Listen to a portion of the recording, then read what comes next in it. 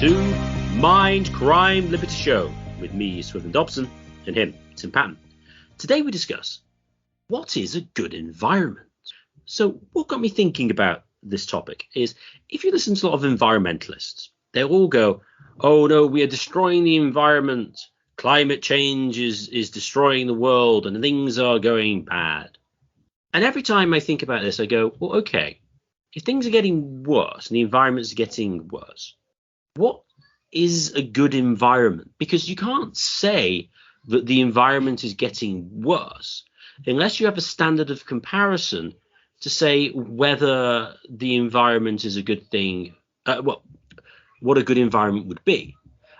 This is a similar approach that Alex Epstein makes in his debates on climate change, on global warming, is that he claims that his opponents don't really have a standard of morality or comparison to say, whether something is good or bad or not. Now, I would like to go a little bit deeper today and see, in a more broad sense, what would be a good environment to live in.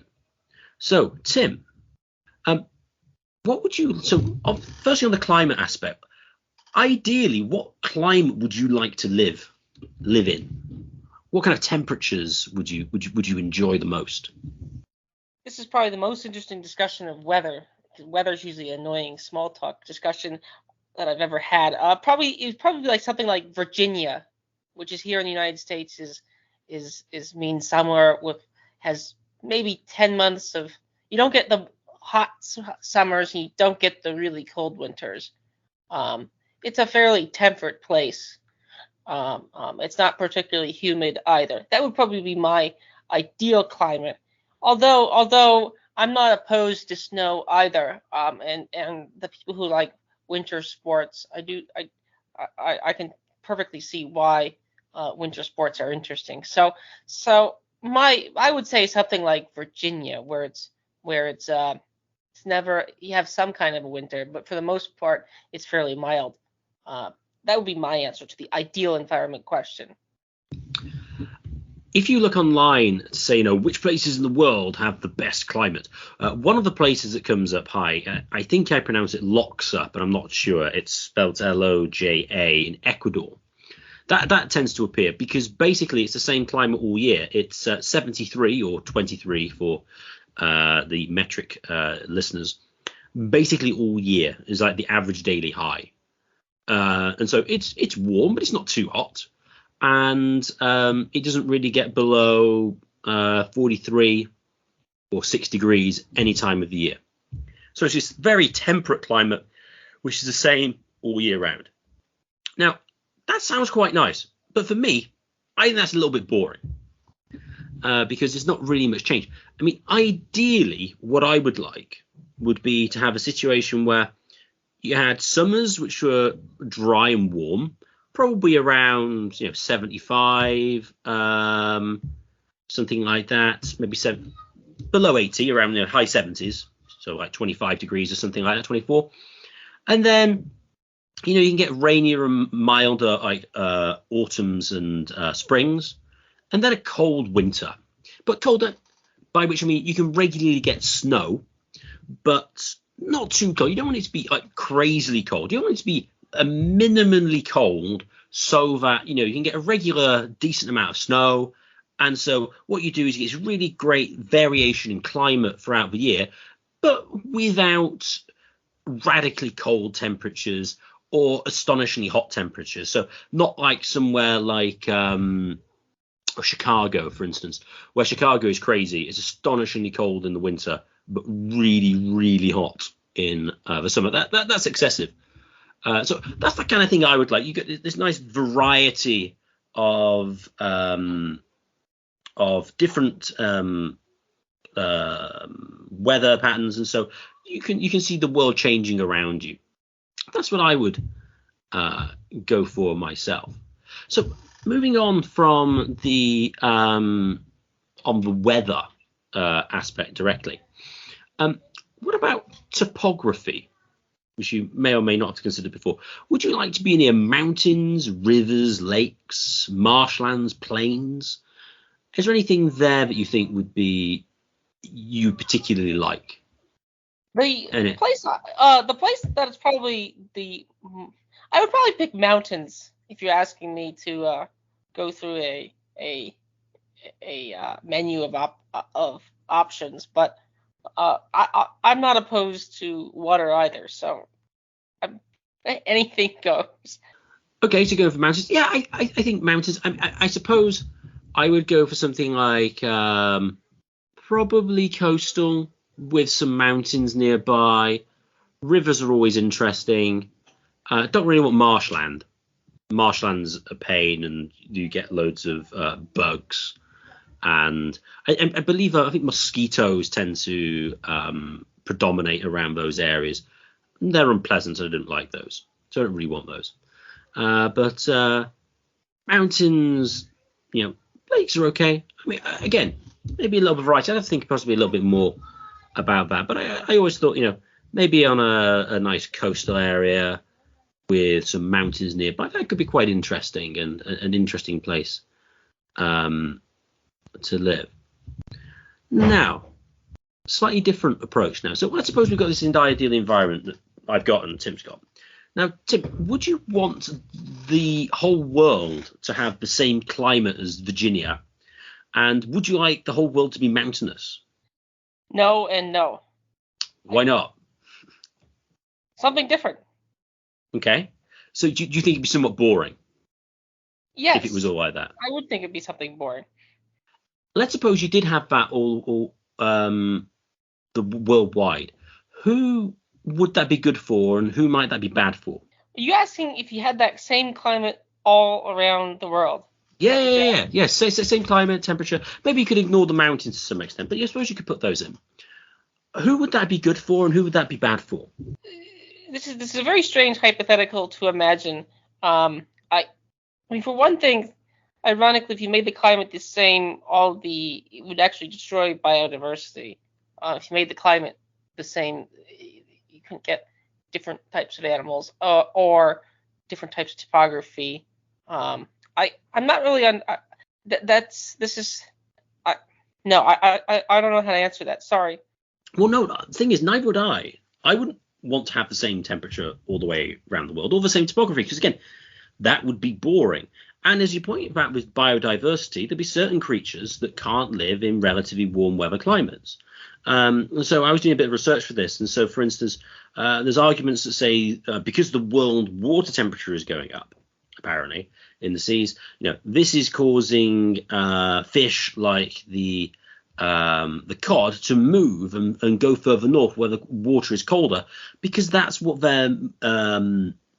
they thrive better in. And some warm water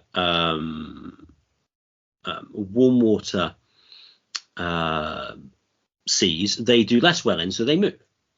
So clearly, if you were going to make the world warmer overall, then that'd be bad for certain creatures. On the other hand, though, if you were to decide that, well, what kind of environment you liked was, I don't know, maybe the general temperatures in Iceland, for instance, maybe Reykjavik, then this would then harm lots of warm weather creatures, such as probably various type of bear. Now, of course, you get polar bears, birds of various kinds, and they would be made they would be made worse off. So having the temperature the same all the way around the world is kind of not immediately obviously good. And so again, it's going to be difficult to say, what constitutes a good sort of world temperature or world climate as such.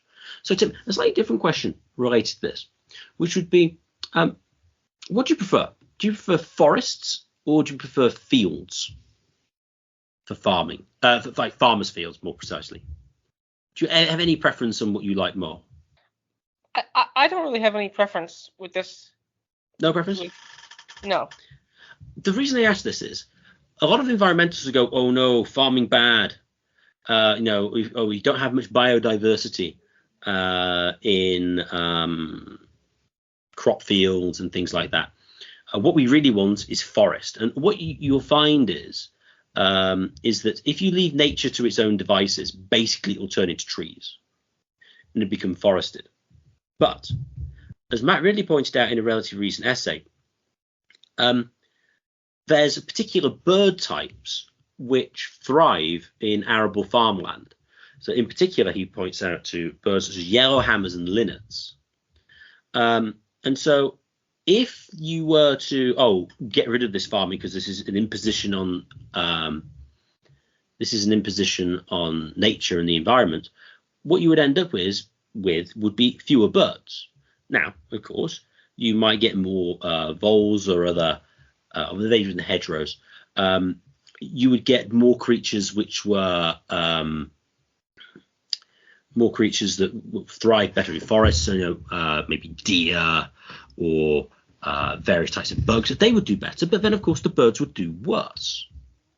So you've kind of got a particular problem here, which is, well, we can have a climate which is good for a certain type of creature, but it'd be bad for something else. And so if the environmentalist wants to say, oh no, this is going to be bad for this different type of bird or this obscure type of creature, the question then arises, well, why? Which species should we prioritize over others?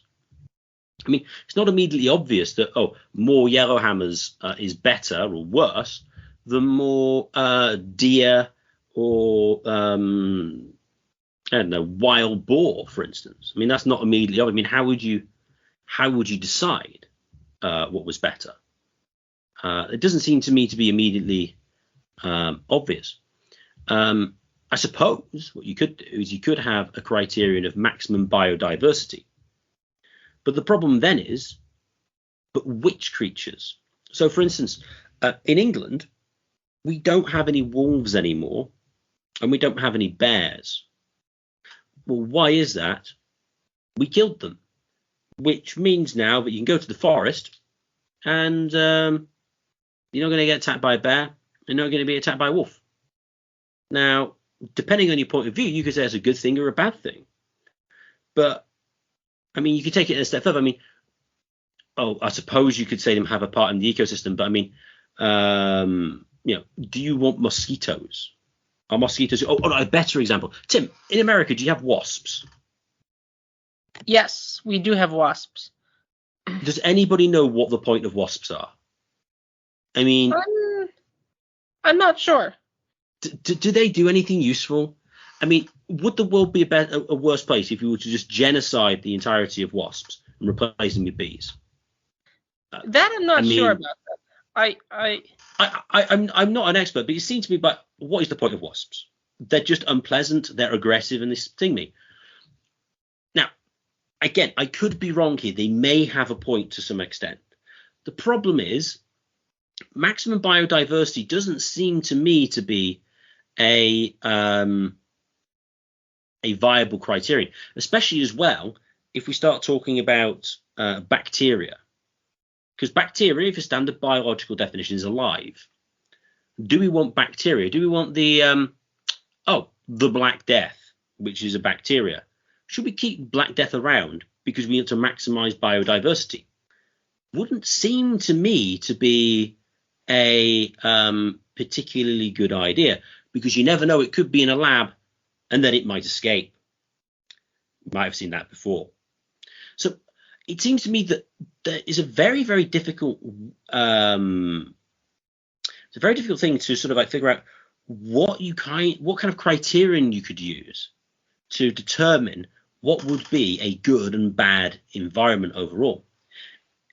It would seem to me that the only way that you could determine what a good or a bad environment is essentially what is good and bad for humans. Because otherwise, I just don't even see any reasonable criteria that you could use. So as Alex Epstein, as I referenced earlier, says, when it comes to climate, it's like, Well, and all these impacts, it's well, what we're going to use is we're going to use the criteria of what's good for humans, and that would seem to me to be effectively the only reasonable criteria that you could have. Now, that doesn't mean you can't say that wildlife doesn't have any sort of value, as it were, independent of humans in certain respects, but the value of the wildlife must be subordinate to humans. Otherwise, there isn't really any criteria to use, unless, of course, we just take the idea, which is bizarre, but is generally the idea in sort of a lot of environmentalist circles, which is any human impact is bad. Impact on the environment is bad. Why? Because we have pristine nature, and anything humans do is bad because humans are unnatural somehow. And nature without humans is natural and it'll all be fine. And it's like, that's a strange position to hold. I mean, how can humans unnatural in a certain way? Given that most of these environmentalists tend to be materialists and atheists, that seems a very odd sort of position to hold. But nevertheless, it's a position that they do seem to hold. So when it comes to what is a good environment and what is a bad environment as such, I think you can only really have it on whether it's good for humans or not. Tim, do you think that's a fair assessment? That the only real standard we can use is what's good for humans, or do you think there's any other criteria that we could use? I think the standard of using what's good for humans is a very good tactic, and I think it's a very good, robust way to go after the environmentalists, which Alex Epstein is doing a great job at.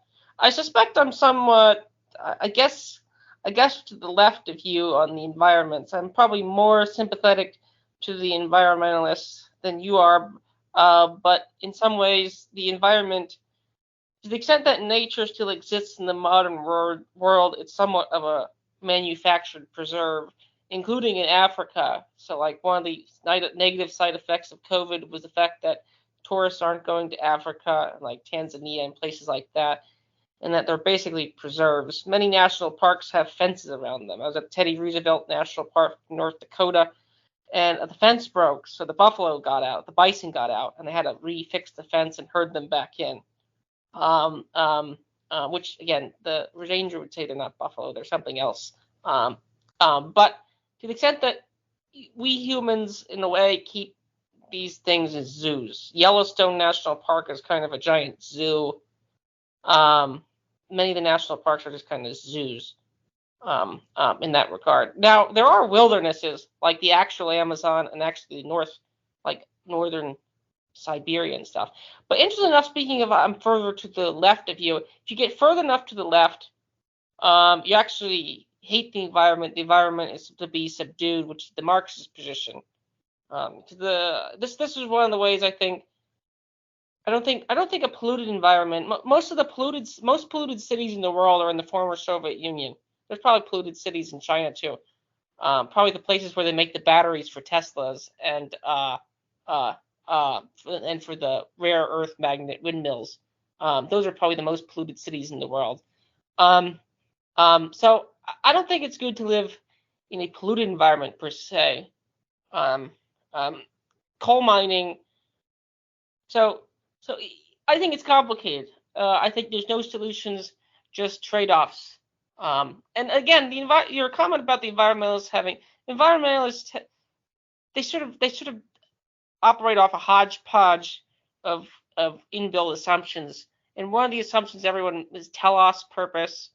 What is the purpose of an item? What is the purpose of man? If man is natural, he's part of the natural environment, so why not subdue it? So again, they don't really have a clear, coherent purpose. To some extent, many environmentalists just sort of hate man in general, or hate humans in general. I mean, they don't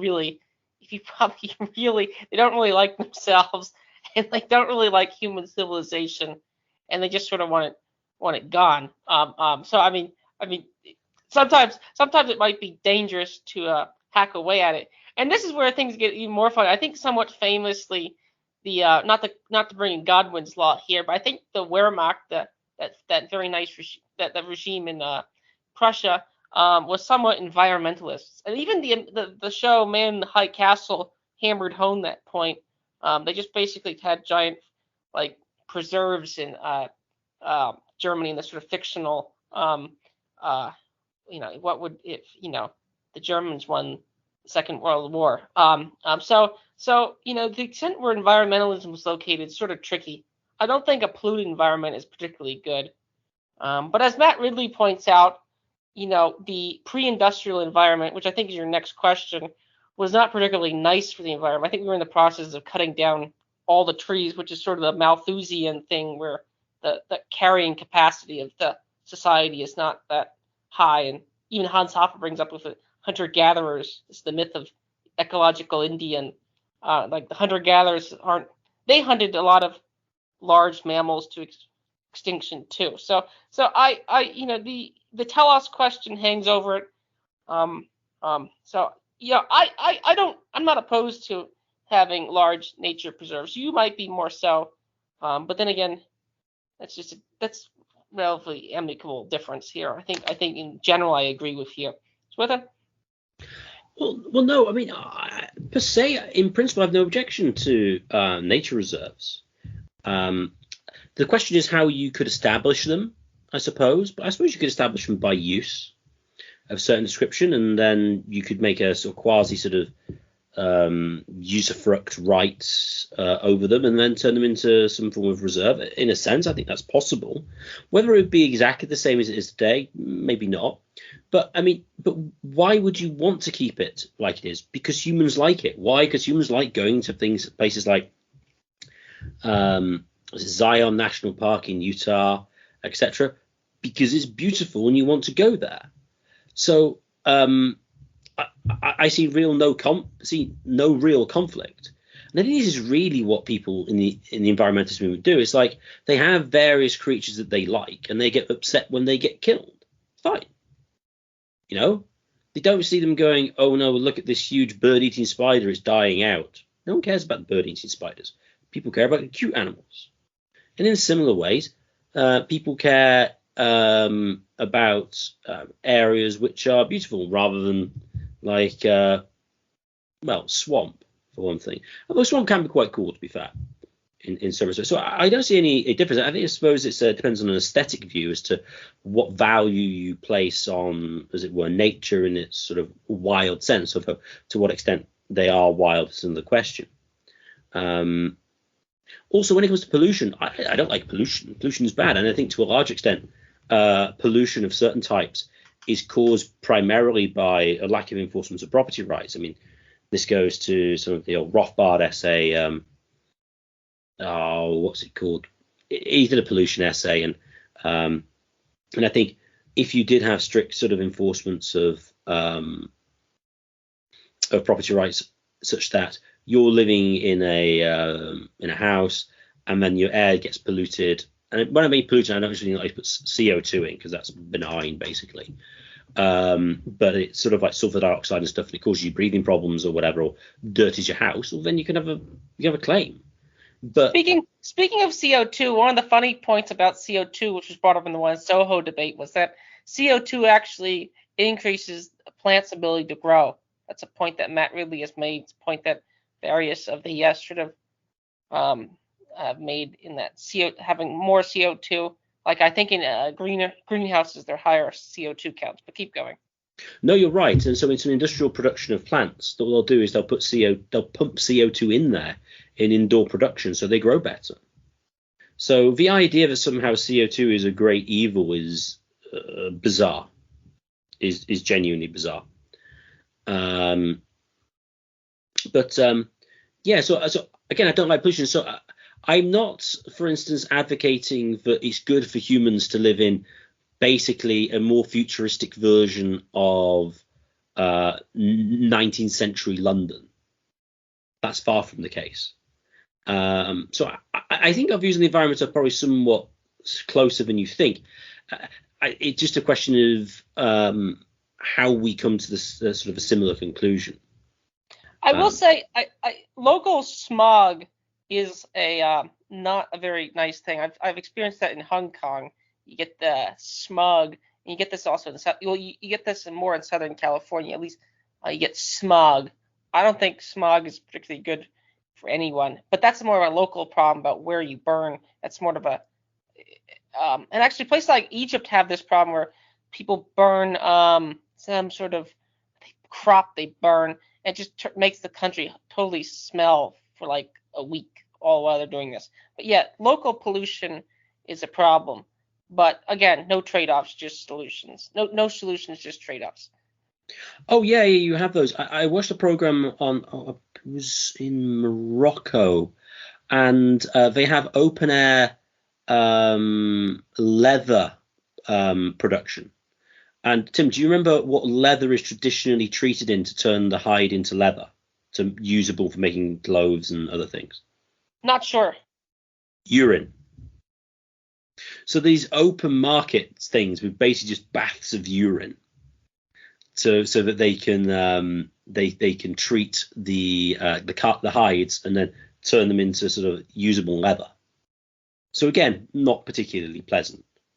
But again, it's going to depend on what their technology level is, who did it first, and a whole host of different things.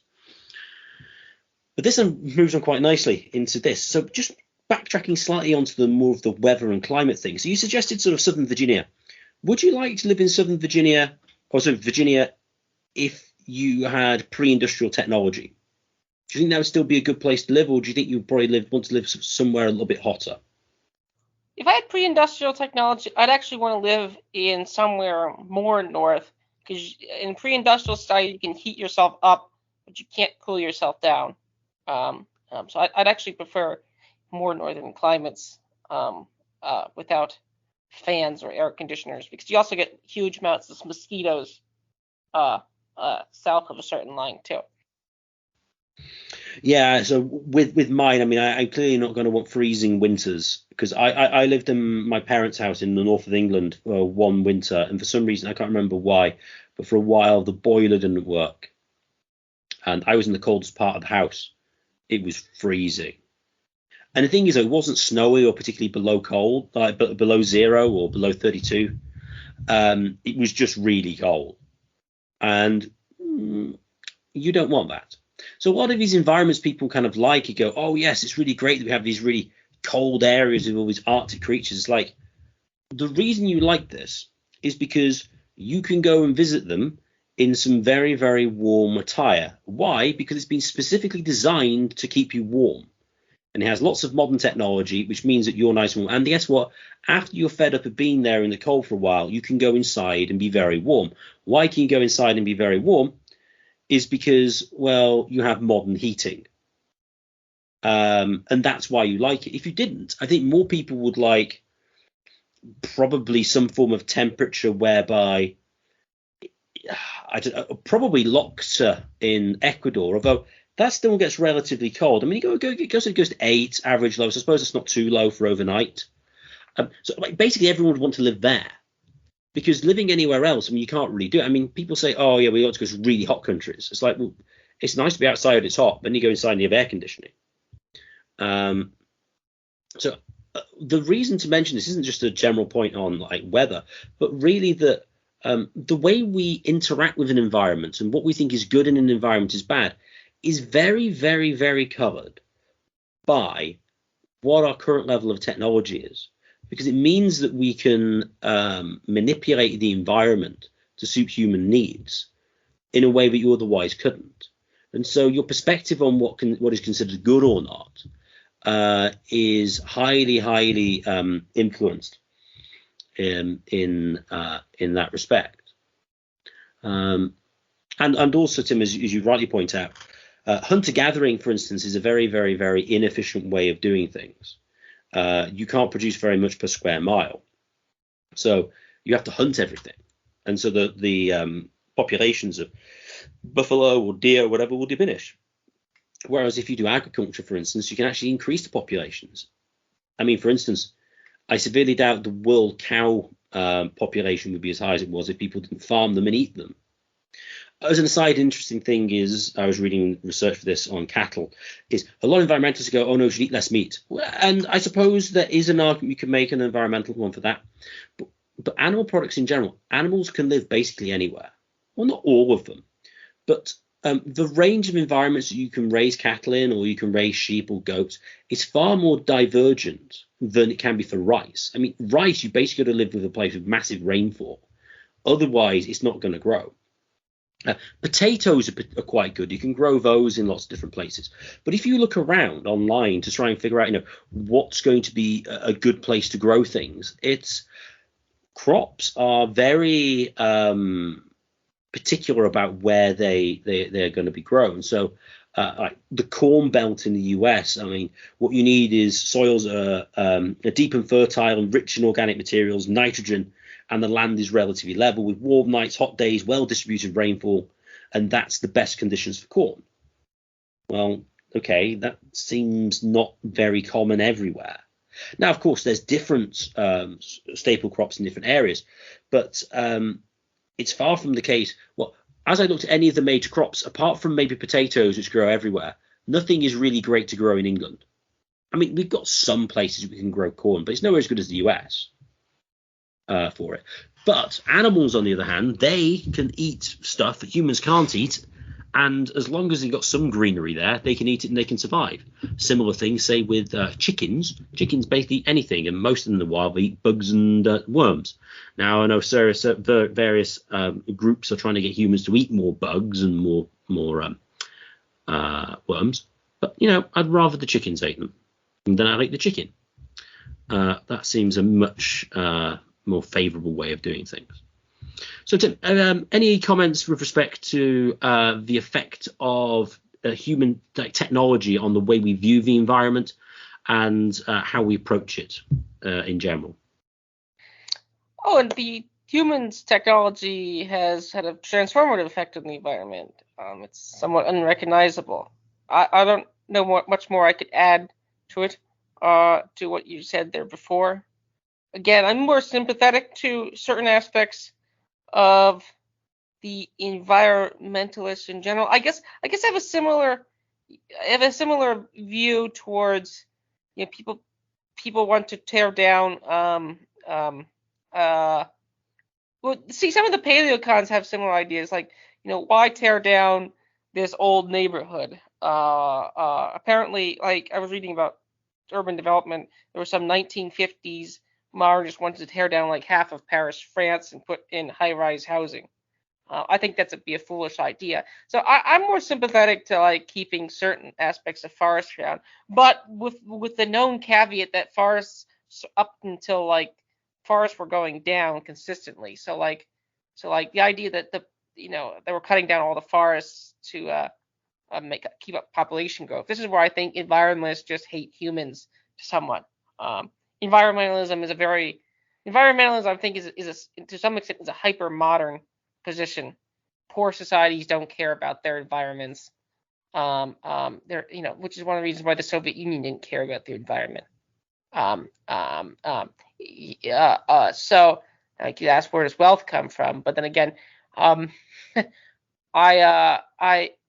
don't think I am more sympathetic, not just wanton destruction, so to speak, of various things, but that could be only done with humans here. So that's my comment. We've transformed it.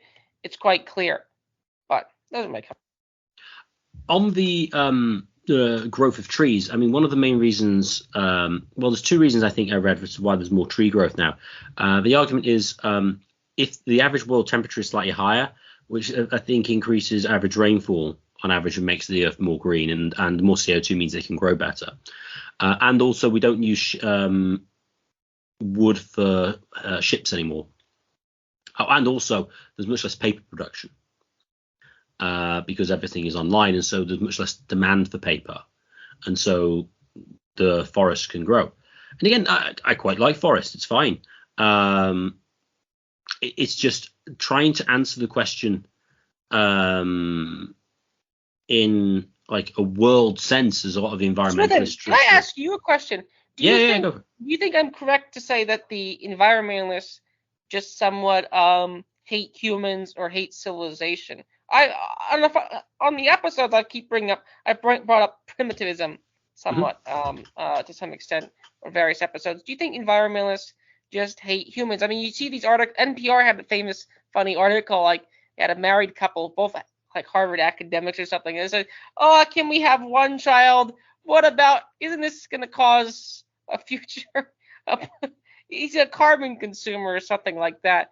There's always seems to be sneakily hidden behind them a sort of general animosity to humans in general or civilization. But as we pointed out in some of our early episodes, the sort of primitive societies are oftentimes about reactionary or savage. Yes, to some extent. So, Swithin, do you think they hate humans of some degree? I think what you have is, especially in the West, in the way that Marxism you could consider a Christian heresy, so is environmentalism. Environmentalism, though, places original sin on humans not stewarding the world as they should do. A lot in like Christian left circles, they will talk about stewardship of the earth and good stewardship. And then I'm like, well, what does that even look like? And most of the time it's pro-environmental policies. But then the question begs the question is, what is a pro-environmental question? I mean, policy, for instance. I mean, what's an anti-environment policy look like? I don't know, because it depends on the standard of comparison that we're going to be using. So yes, yes, I do think there is the idea of that they dislike certain humans. I think that's certainly true, and I think it's sort of like probably some sort of a displacement theory. I mean, maybe I should go all sort of Freudian. Maybe did they hate themselves? For example, I had it in college. I took an introduction to world religions, and supposedly this guy was like a part-time liberal minister. And when he brought up the line about they should fill the earth, what he said was 7 billion's enough, or something like that. That's what he said. No joke. That's what he said, or something like that.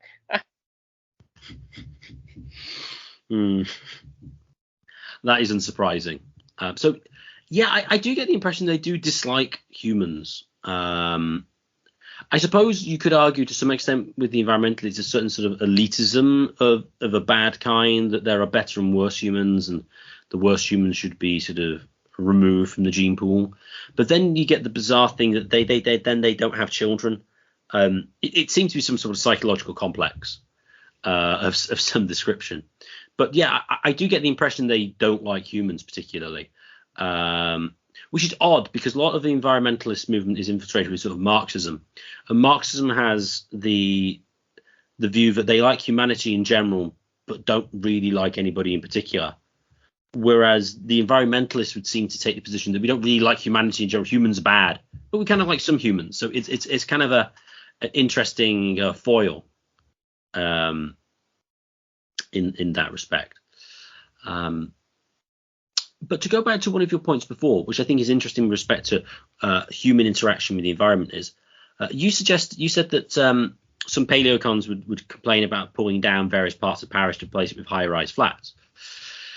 This then raises the question, which is never really discussed in the context of the environment, is can human development make an environment more beautiful? Do you think that's possible? Or do you think any human activity makes the world around us less aesthetically pleasing? Can it? Sure, I think it can make it more beautiful. This is one of the areas where Star Wars is actually quite interesting. Some of the cities they have these sort of like forests shadowing them. They probably have been enhanced somewhat technologically. Can it make it more beautiful? Sure. I mean, you see gardens. Again, beauty is a sort of opaque thing. I think Tim Dillon, a comedian, likes to make fun of U.S. national parks and says they're just holes in the ground. They're just red walls. Who cares? So there is that view. But then again, I could have the same view towards music, like, oh, it's just noise. Who cares? So as long as cynicism is fine as long as it's relatively consistent, but you can't have consistent cynicism. So unless you really want to be a cynic.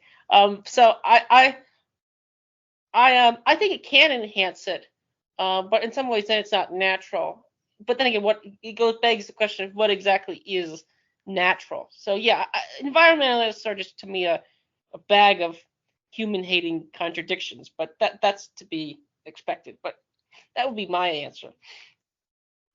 What brought this home to me was I was near me in a place called Dartmouth, which is a very upmarket, expensive town in the southwest of England, which has a river runs through it.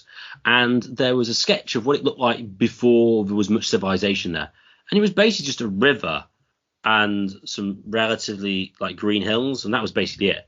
Now, in reality, would it have looked probably more interesting? Probably, but not particularly interesting nor spectacular. But now it has loads of houses on it, and the houses are quite well built and look quite nice. And now, because you have them there, it's actually a much more attractive place than it otherwise would. Now, obviously, it's the case that humans can make things like tower blocks and the brutalist tradition, which make things look worse. Obviously true. But human development, I mean, if you look at, say, nature, as it were, people tend to go to very specific parts of nature because they are particularly interesting. Because, I mean, I don't really think many people are going to turn up to, say, lots of the big flats of desert in Nevada, for instance. I mean, they might for a variety because they haven't seen them before, but locals, it's like, well, it's just flat. This is boring. It's hot and it's horrible. It's not particularly a beautiful environment. Not to say desert can't be, but that nature left on its own devices isn't necessarily always the best looking or most interesting thing possible. And I think this is generally ignored to a large extent, although you could argue is reflected to some extent in zoning or planning codes. Although that's only really in sort of, I don't know if America has it, I imagine they do. In England, for instance, you have like listed buildings and you can't change them beyond a particular amount, so they maintain their sort of their historic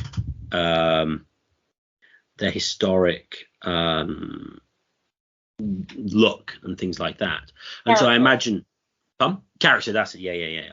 And I'm pretty sure saying that central Paris, they have similar things to that. So it's quite difficult to build new properties and stuff. But the reason they do it is because it looks better if you have them. I'd also make a point here as well is the richer a country is in general, they're going to have a more beautiful environment. I mean, if you look at wooden built structures prior to the Industrial Revolution, I mean, there are some nice ones, but I mean, I would take Iron Age roundhouses in England.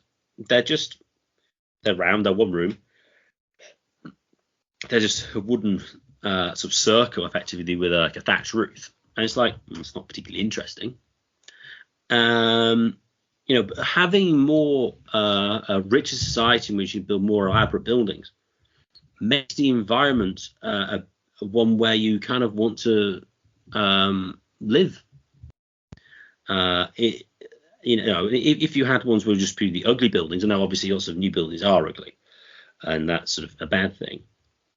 But it's going to make a difference to the environment in which you kind of operate. So, if then a good environment, I mean, the environment that we have in the world as such is going to be determined, at least in part, by human influence, as we pointed out, that humans kind of make the environment in which we live somewhat better, at least for humans. How do you think this should influence, if anything, energy policy? Now, I know this is a slightly different topic than we've done before, but it is related. What do you think should be like a general sort of criteria for determining energy policy? Because a lot of the time, the ideas behind sort of like renewable energy, quote unquote, which is basically always wind and solar, is, oh yes, we need to reduce impact. That's what it's all about, reducing impact, and that's the criterion that is used. Now, the question is whether or not it does reduce impact is another question. There's reason to believe that it doesn't.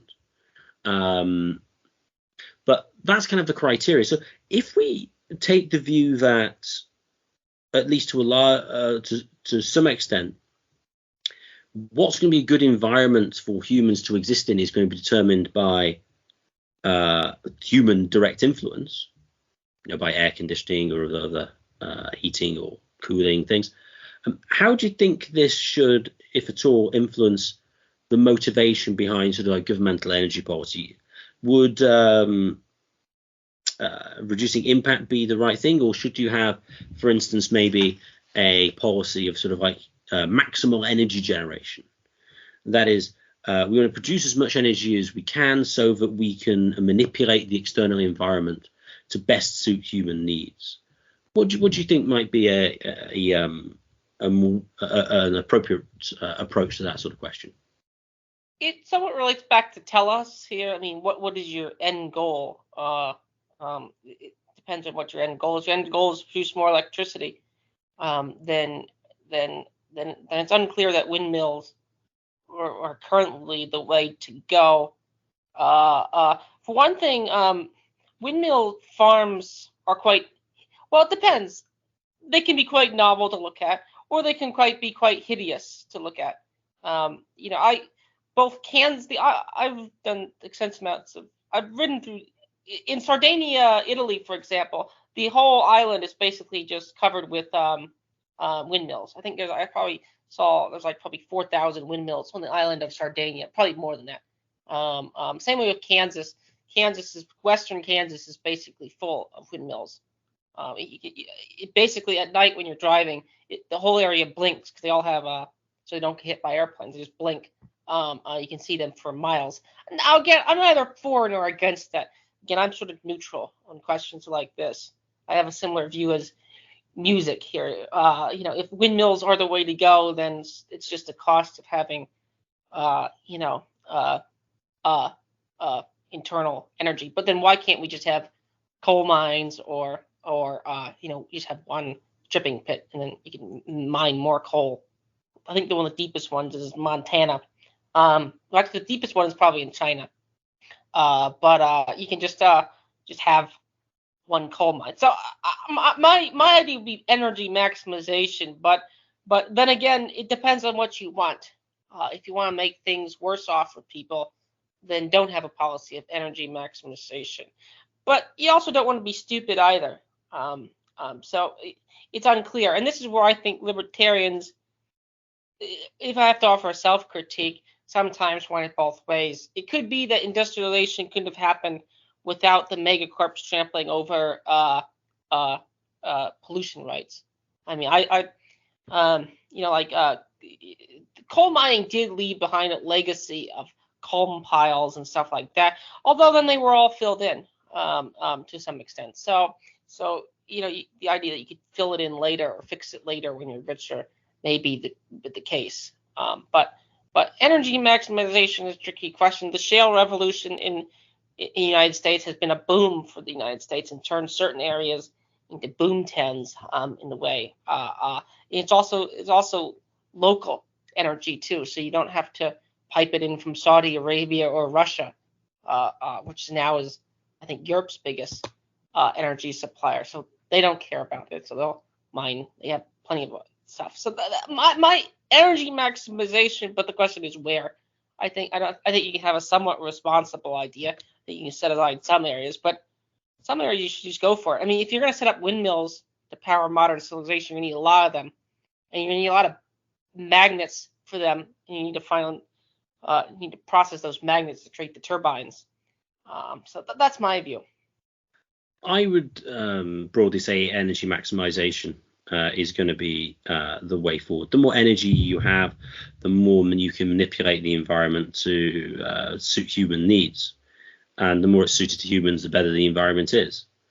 Now, Does that mean that we do open cast mining everywhere and burn things which are going to that'd be bad for human lungs and things like that, and smog? Well, no, because again, you've taken into account the full cost principle. If people are paying for these or compensate people in the areas, then fine. And of course, they get an injunction to do so. But I think, especially now it's an interesting question as to whether or not you would have got the same technological development without sort of like the large corporations from the 19th century onwards. But given the fact where we are now, there's lots of energy methods which are very clean. I mean, coal is basically pretty clean now. I mean, the case against coal is CO2. And if we ignore the case of the CO2, coal is actually a cheap and reliable energy source. And the impact, say, for the human environment, as it were, with not having cheap and reliable energy, is you could have power cuts.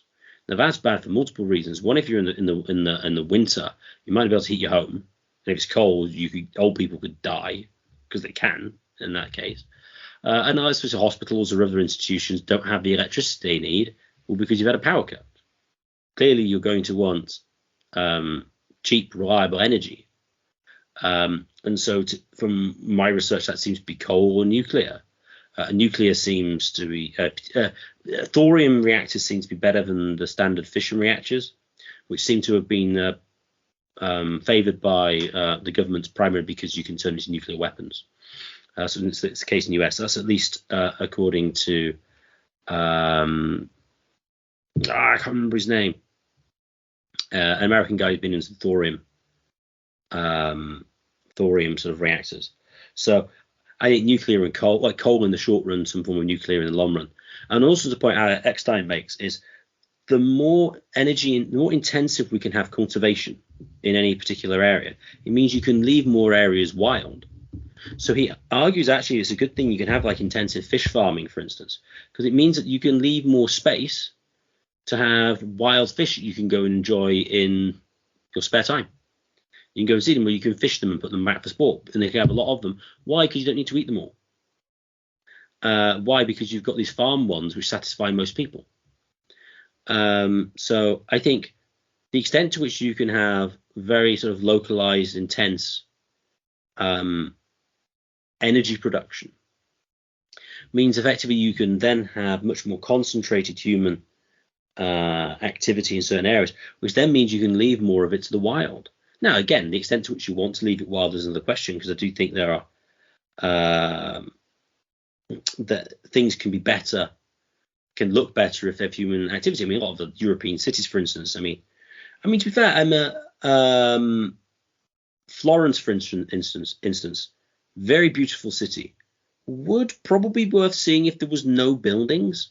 But frankly, it looks better because it has the buildings. And it kind of complements the environment. And I think this is one of the major things I think is a good takeaway here is human impact on the environment doesn't necessarily detract from it or make it worse. Human impact is complementary and it can actually enhance it. And it's not always the case that leaving things in its sort of quote unquote natural state is in fact a good thing. Tim, any final comments you'd like to make? No. Excellent. Just like to thank everyone for listening. If you've enjoyed this, please share it with your friends and family and subscribe to us on Podbean on YouTube. The more subscribers we get, the higher we get in the search rankings. And if you'd like to contact the show for any reason, please contact us at mindcrimelibertyshow@gmail.com. That's mindcrimelibertyshow@gmail.com.